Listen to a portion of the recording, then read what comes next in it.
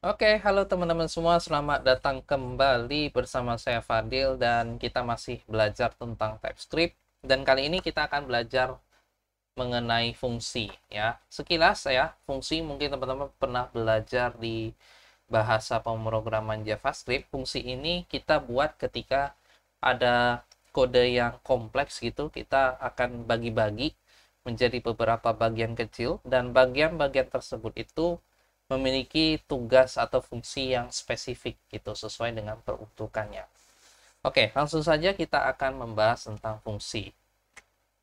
Nah, bagaimana kita nanti menerapkan fungsi pada TypeScript? Nah, salah satu komponen fungsi yaitu adanya parameter. Parameter itu ya kita mempassing nilai ketika fungsi itu nanti dipanggil. Jadi, misalkan kita punya fungsi memanggil nama, misalkan hello dalam kurung, kemudian teman-teman mempassing namanya apa dalam tipe string misalkan seperti itu ya. Dan kita akan untuk video kali ini kita akan membahas tentang parameternya terlebih dahulu. Bagaimana kita memberikan tipe pada parameter, kemudian nanti karakteristiknya seperti apa. Nah, parameter ini kita dapat berikan secara opsional. Artinya kita dapat mempassing parameter, dapat juga tidak mempassing parameter seperti itu. Jadi bisa diisi maupun tidak diisi. Nah, kita dapat memberikan tipe parameter ini secara implisit. Kapan tipe ini diberikan secara implisit? Lebih tepatnya TypeScript menentukan tipenya secara implisit atau yang kita sebut dengan inferensi ya pada beberapa video sebelumnya. Nah, secara implisit parameter itu dapat bertipe ini. Kapan dia tipe ini? Ketika parameternya ini tidak memiliki nilai default dan juga tidak kita tentukan secara eksplisit gitu.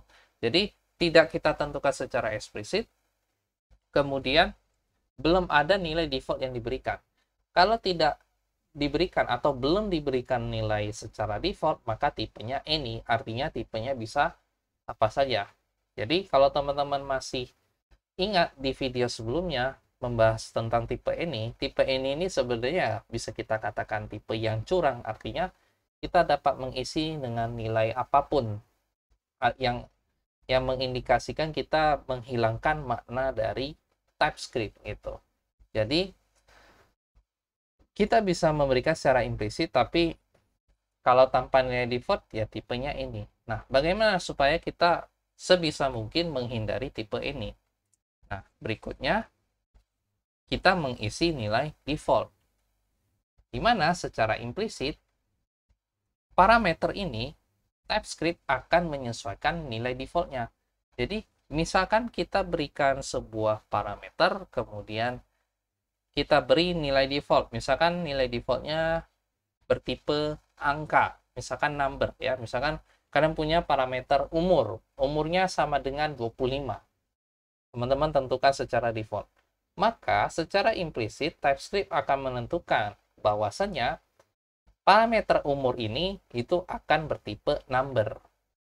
Contoh lain kalau teman-teman mempassing tipe yang parameter nama. Nama misalkan namanya kan pasti diisi dengan string. Kalau teman-teman mempassing nilai defaultnya string, maka nanti di body functionnya nanti si parameter namanya juga akan bertipe string untuk seterusnya. Nah, parameter itu ditentukan secara implisit dapat kita temukan pada anonymous function. Contohnya seperti apa? Contoh, teman-teman mungkin di JavaScript pernah menemukan array, kemudian ada sebuah fungsi yang parameternya adalah anonymous function. Misalkan array, kemudian kita dapat menggunakan for each. For each di dalamnya kan ada anonymous function. Dan di setiap iterasinya nanti itu juga memiliki tipe yang ditentukan secara implisit. Seperti itu. Ada juga fungsi seperti map, ada seperti reduce, filter, dan di situ juga menerapkan anonymous function. Di situ ya contohnya, salah satu contohnya seperti itu. Oke.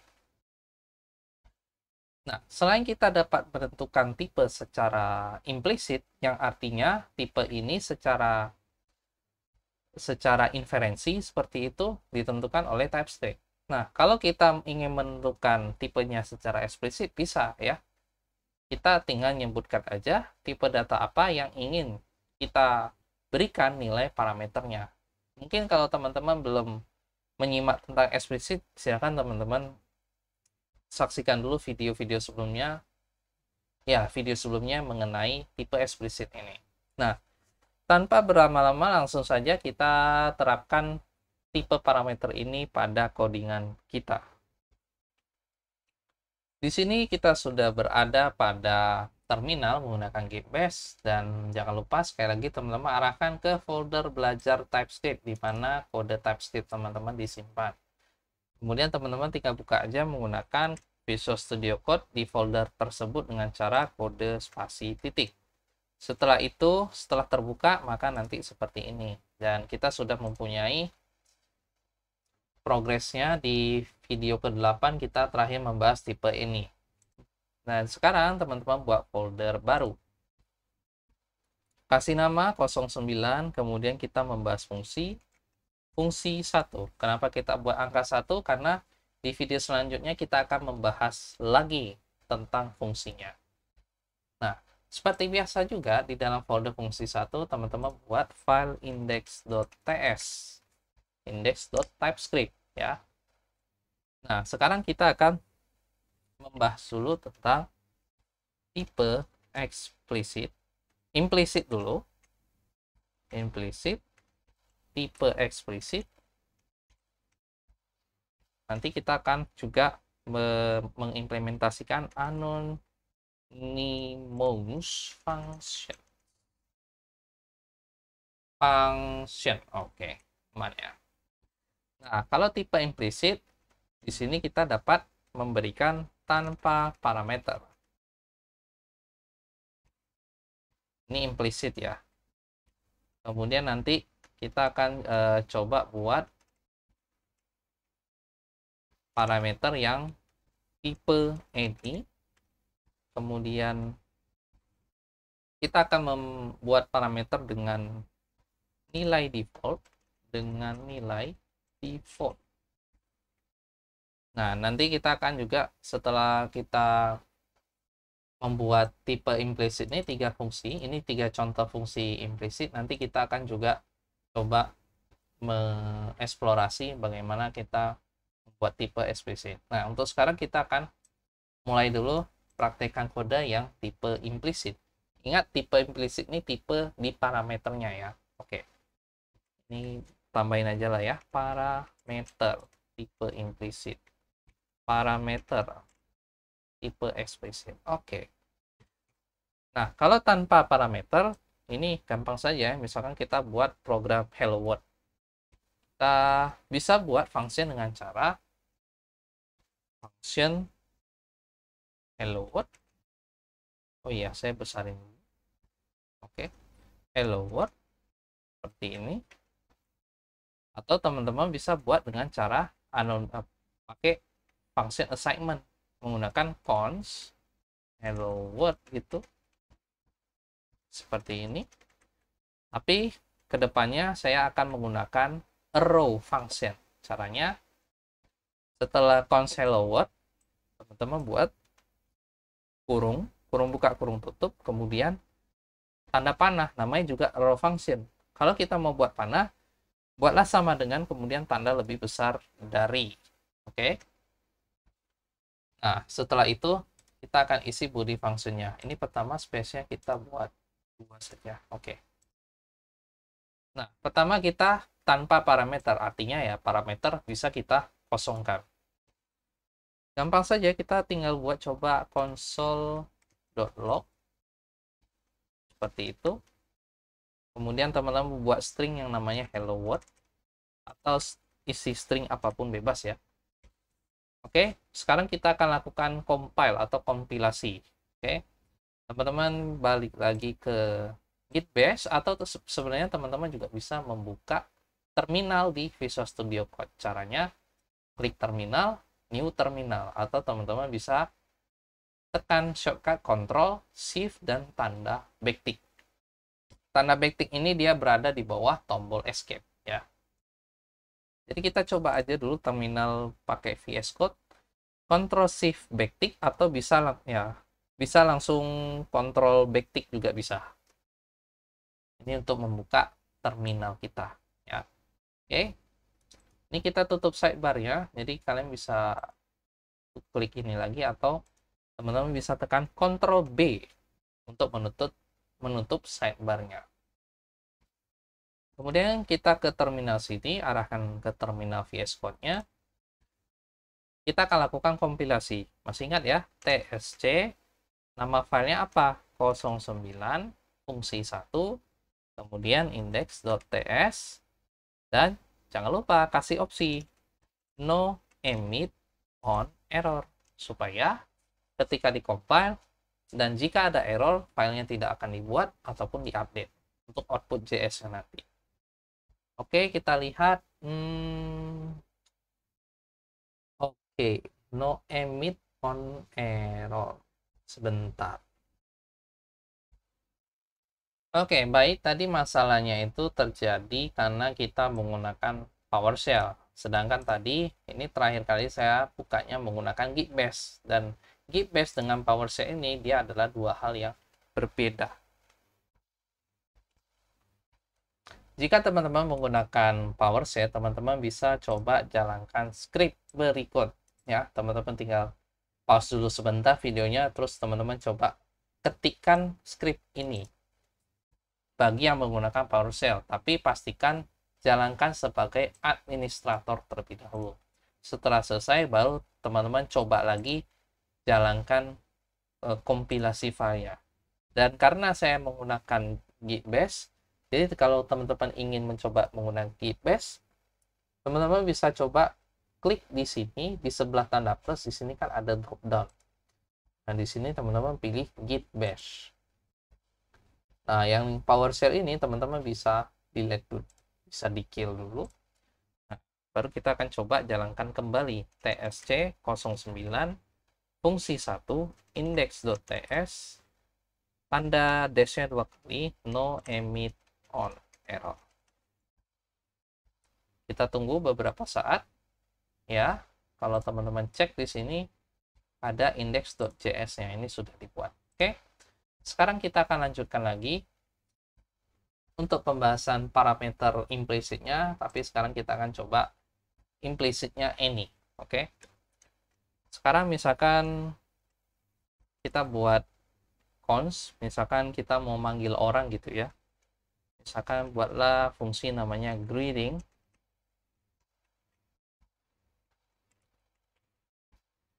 Kemudian di sini greeting ini menerima parameter nama, misalkan nama atau name aja lah ya.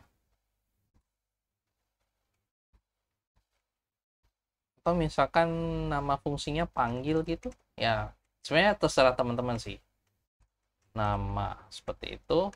Kemudian console.log, gunakan aja string literal, jadi gunakan tanda backtick. Kemudian di sini halo, kemudian kita panggil variabel nama ini.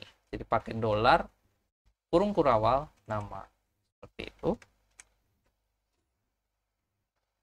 Oh ya, kita belum coba memanggil hello world ya. Hello world, panggil. Ini tanpa parameter. Ini kita akan coba panggil fungsinya yang namanya panggil. Tapi dengan mempassing nama, misalkan nama teman-teman, bebas ya. Nah, sekarang kita akan coba eksekusi ya. Pertama, compile dulu, setelah itu kita eksekusi menggunakan Node.js. Kita akan coba kembali, atau teman-teman bisa, kita pakai Git Bash aja lah ya. Oke. tsc 09 index.ts no emit on error. Kita tunggu, setelah itu kita coba jalankan pakai Node.js-nya. Node 09 fungsi 1 index.js. Nah, sudah dijalankan dengan baik ya, tanpa ada masalah. Oke. Nah, sekarang bagaimana kita mempassing dengan nilai default? Misalkan teman-teman buat cetak umur, fungsi cetak umur gitu. Misalkan di sini umur. Tapi sebelum itu, kita akan bahas dulu yang tipe ini ya. Jadi, tadi yang telah kita bahas di slide bahwa nama ini kan tidak kita berikan nilai default dan kita tidak menyebutkan dia harus tipe yang seperti apa. Maka secara implisit TypeScript akan menginferensikan bahwa variabel atau parameter nama ini tipenya ini. Nih, jadi teman-teman arahkan mouse kursornya di atas nama parameter, kemudian di sini kalau teman-teman lihat dia adalah tipenya ini. Dan sekali lagi sesuai yang kita bahas di video sebelumnya, sebelum teman-teman menggunakan tipe ini, teman-teman harus pertimbangkan dulu ya untuk menggunakan tipe ini. Karena apa? Karena tipe ini sebenarnya menghilangkan makna TypeScript-nya. Pengecualiannya, teman-teman bisa menggunakan ini ketika misalkan teman-teman install third party library menggunakan npm, terus library tersebut tidak nge-support TypeScript misalkan ya. Kalau itu mungkin teman-teman bisa menggunakan ini. Tapi kalau untuk situasi seperti ini, terutama untuk anotasi tipe data, di sini menggunakan parameter dengan tipe ini sepertinya dirasa kurang tepat. Seperti itu ya. Oke, itu mengenai tipe ini. Sekarang yang nilai default ya. Tadi kita akan lanjutkan lagi pembuatan fungsi yang namanya cetak umur. Kemudian di sini kita buat raw function lagi. Nah, bedanya kita berikan nilai default. Jadi di sini variabel umur kita buat sama dengan misalkan 25. Nah, di dalam body function kita buat misalkan console.log. Misalkan teman-teman buat pakai string literal, umur saya adalah. Terus teman-teman panggil variabel parameter si umur ini. Jadi panggil si umur, kemudian spasi tahun gitu ya. Nah, kalau teman-teman arahkan di sini, maka bisa kita lihat bahwa umur ini tipenya sudah number. Kenapa sudah number? Karena kita sudah set nilai defaultnya. Nilai defaultnya 25. 25 tipenya adalah number. Maka umur ini pun adalah tipenya akan bertipe number selama kita menggunakan di dalam scope fungsi yang ini. Nah, dengan memiliki tipe number, misalkan kita tambah umurnya ditambah 1, nah ini akan menjadi sesuatu yang valid ya. Jadi kita akan coba eksekusi. Sebelumnya itu kita compile dulu ya, karena kita tadi melakukan update di sini. Setelah itu kita akan coba jalankan index.js. Sepertinya kita belum panggil fungsinya, jadi cetak umur. Nah, kalau dia nilai default, maka parameter ini boleh diisi, boleh tidak ya. Jadi kita tinggal compile ulang kembali, kemudian kita akan eksekusi. Umur saya adalah 26. 26 nih karena umur defaultnya 25 ditambah 1 ya. Nah, kalau misalkan teman-teman mau, ini kita kembalikan lagi ke variabel umur. Kalau misalkan teman-teman mengisinya atau menimpa nilainya, misalkan tidak mau menggunakan nilai default tapi menggunakan nilai yang kita passing argumennya, misalkan 30 misalkan. Di VS Code tidak munculkan error, tapi kalau kita coba compile, kita tunggu lagi, ini tidak ada masalah, kita clear, kita eksekusi, maka sudah muncul umur saya adalah 30 tahun. Tapi kalau misalkan kita mepassing parameternya yang misalkan bukan umur, bukan number maksudnya, misalkan string, tanda kutip 30. Nah, di sini akan muncul error di VS Code-nya bahwa tipe string, argumen yang tipenya string itu tidak bisa diisi dengan parameter yang tipe yang sudah ditentukan, yaitu number. Kenapa? Ya karena umur secara implisit TypeScript sudah tetapkan, oke, parameter umur ini harus tipe number. Maka ketika nanti dipanggil juga harus bertipe number. Ya, seperti itu. Jadi ini kita kembalikan di sini. Oke. Oke, kita sudah membahas parameter yang tipe implisit. Sekarang mari kita coba ketika kita membuat fungsi yang parameternya kita tentukan secara eksplisit. Artinya kita menyebutkan tipenya apa. Oke. Misalkan kita buat sebuah fungsi untuk menghitung luas segi 4, ya. Kita buat fungsi luas segi 4, misalkan di sini namanya cetak luas segi 4. Nah, parameter yang diterima adalah kalau misalkan kita mau hitung luas segi 4, tentu dia membutuhkan panjang dikalikan dengan lebar.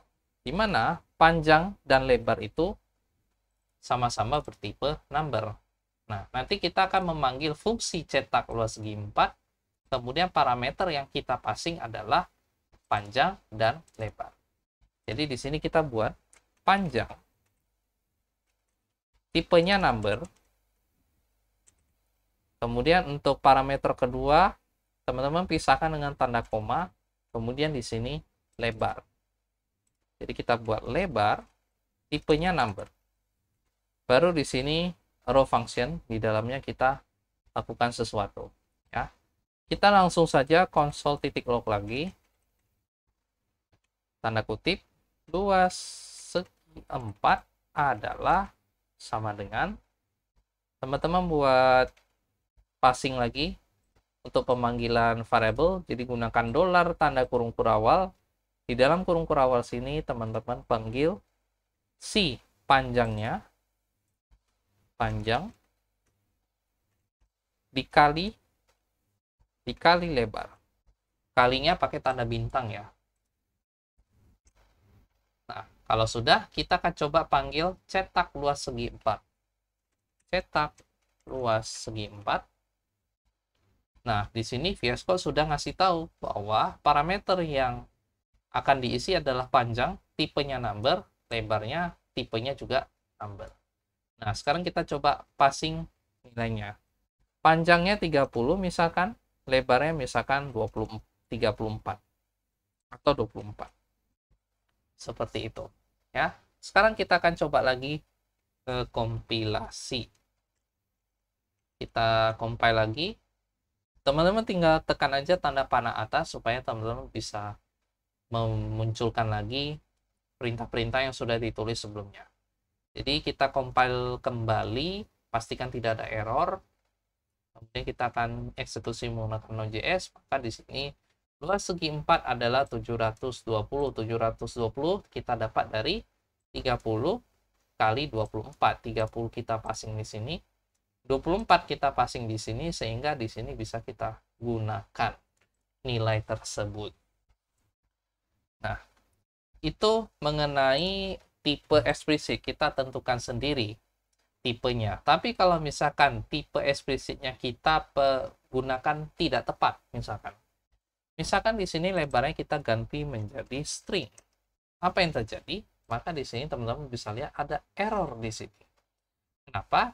Karena penggunaan aritmatika itu, misal ini kan penggunaan tanda kali itu harus sesuai dengan tipenya. Tipe yang diperkenankan untuk melakukan operasi perkalian, kalau teman-teman lihat di sini, adalah tipe any, tipe number, maupun tipe big integer.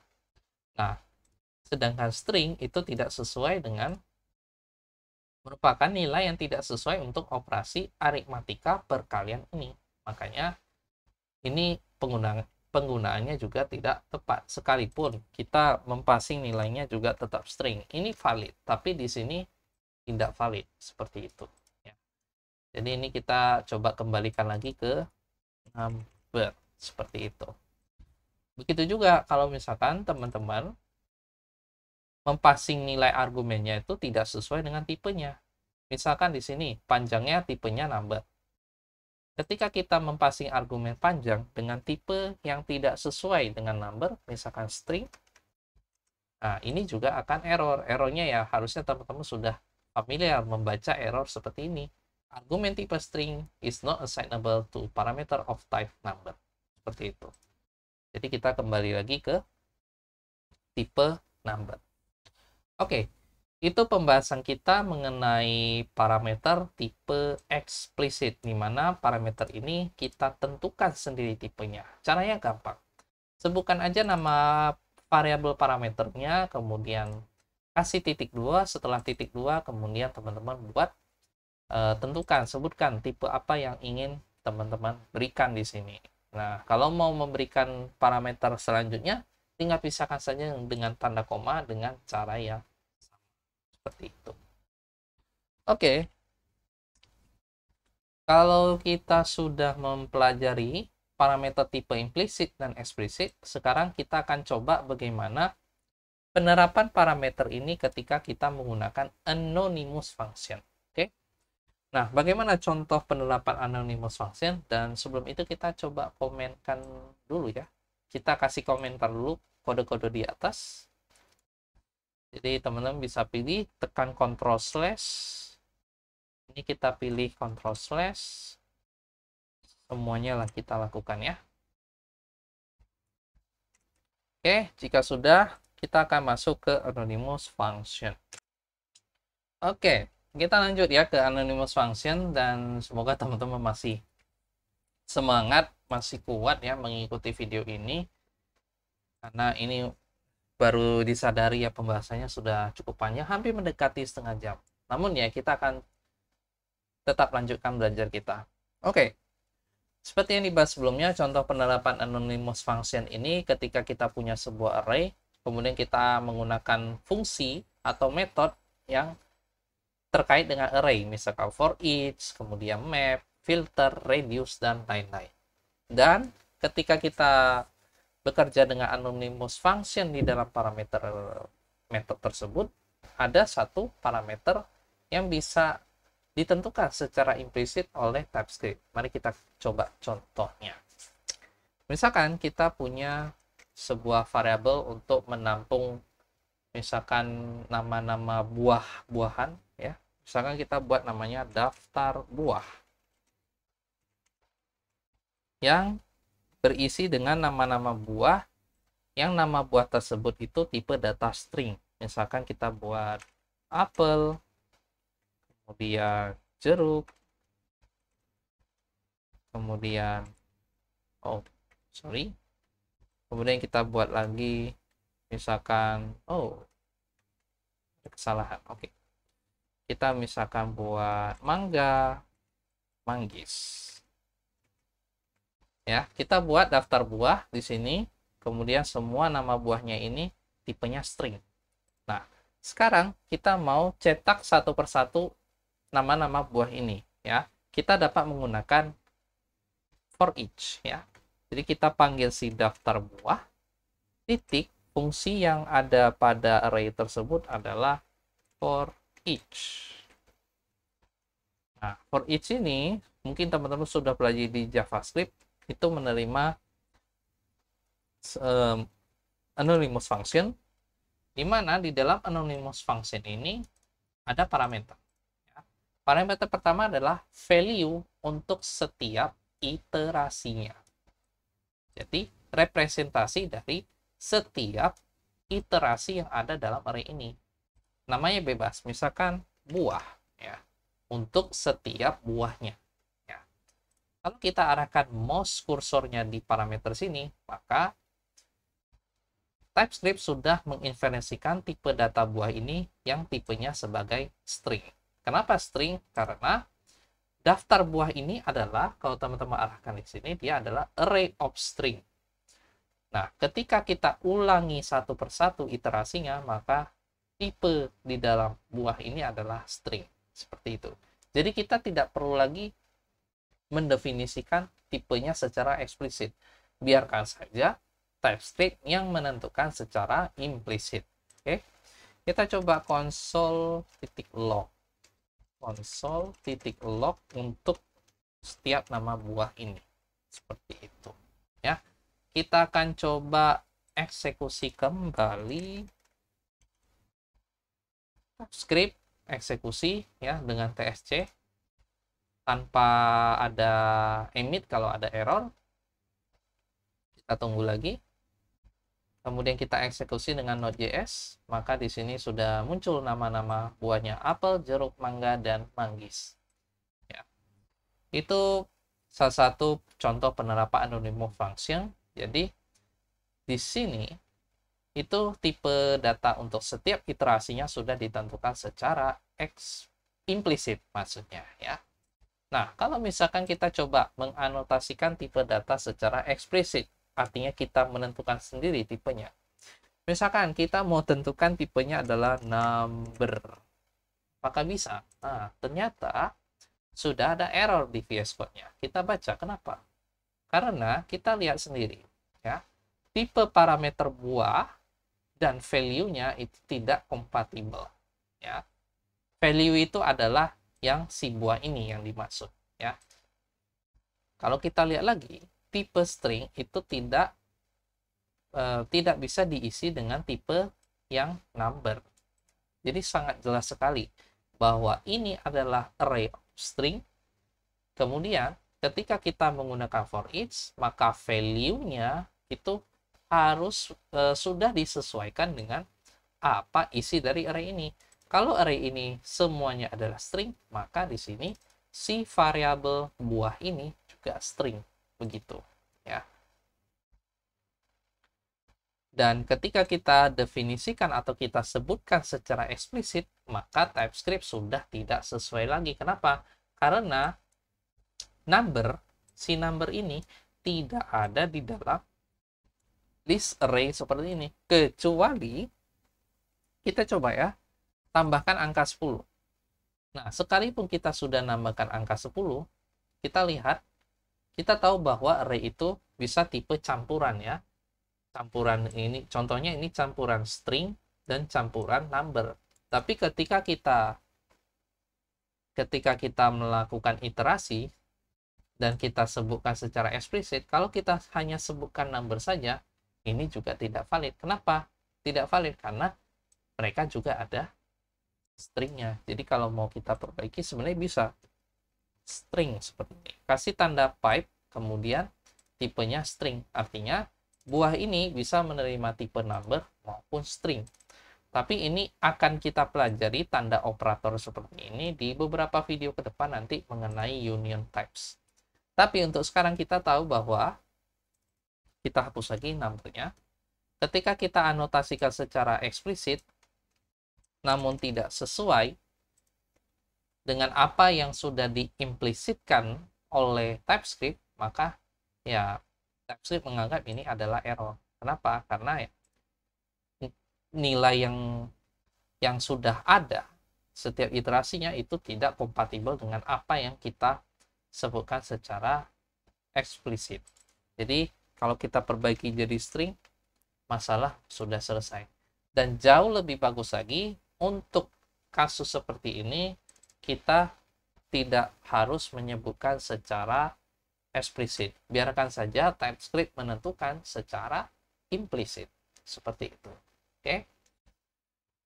Jadi itu saja ya video kita kali ini. Kita sudah membahas cukup banyak mengenai fungsi ini, walaupun kita baru membahas di bagian parameternya saja. Nanti kita akan membahas fungsi di video selanjutnya, di mana kita akan membahas tipe kembalian return data yang bisa kita anotasikan. Jadi kan fungsi ada return value kan, ada nilai kembalian kan, dan nilai kembalian itu yang bisa kita anotasikan tipe datanya. Bisa dianotasikan secara implisit maupun bisa kita anotasikan secara eksplisit seperti itu. Terima kasih yang sudah menyaksikan video kali ini, semoga bermanfaat. Jika bermanfaat, teman-teman bisa bagikan konten ini ke teman-teman kalian yang ingin belajar TypeScript. Terima kasih semuanya dan sampai jumpa di video selanjutnya.